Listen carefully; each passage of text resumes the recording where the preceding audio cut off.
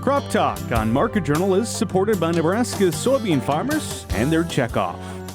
As planting season is getting underway, corn producers need to be prepared for a few things. Our team recently spoke with Extension Educator Jenny Reese at the recent Corn Production Clinic to get some of her thoughts and insights when it comes to what in particular corn producers should be thinking about. Back in February, Nebraska Extension held a corn production clinic in Aurora, Nebraska. Year-round nitrogen management was a topic discussed by UNL Extension Educator Jenny Reese. Some of the things that we've been dealing with have been drought, and we had hail in 2023 in the part of the state that I serve. Not necessarily everywhere in the state, but just in the part of the state that I serve. And as we think about the challenges with last year and then heading into this next year, the things that I'm hearing on growers' minds are, where are we truly at with soil moisture?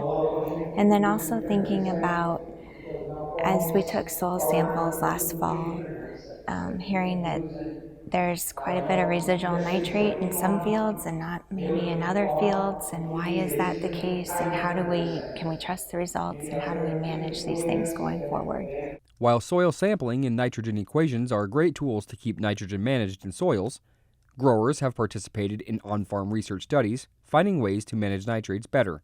Sensing technologies have proven to be beneficial. As an agronomist, it's really hard to give an exact amount that a producer needs to apply to his or her field.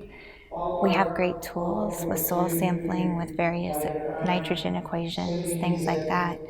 But at the end of the day, I can't tell that producer, and I don't know how much that producer is going to irrigate.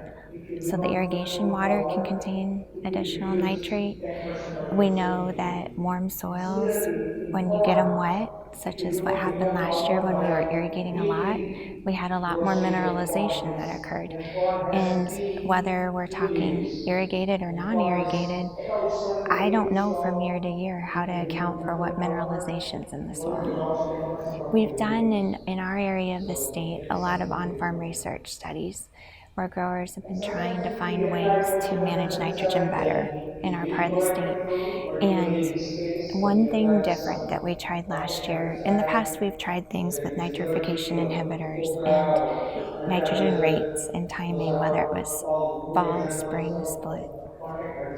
But last year we had 13 on-farm research growers that did this throughout the state, where they were using sensing technology, where they only apply when the plant's telling them that they need to apply.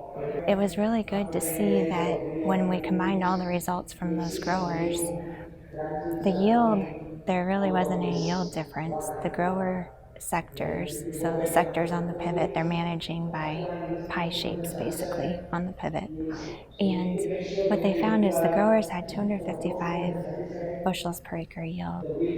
On average, the sentinel sectors had 253 bushels per acre. And the nitrogen use efficiency was like a 0.7. I don't remember the exact number, but it was a 0.7 for the grower and 0.5 for the sentinel. We were able to reduce the amount of nitrogen applied to the field and be more profitable. Using new technologies where sensors can tell the producer what a plant needs gives a great potential for better managing nitrogen going forward, resulting in better overall soil health. Reporting for Market Journal, I'm Mike Straub.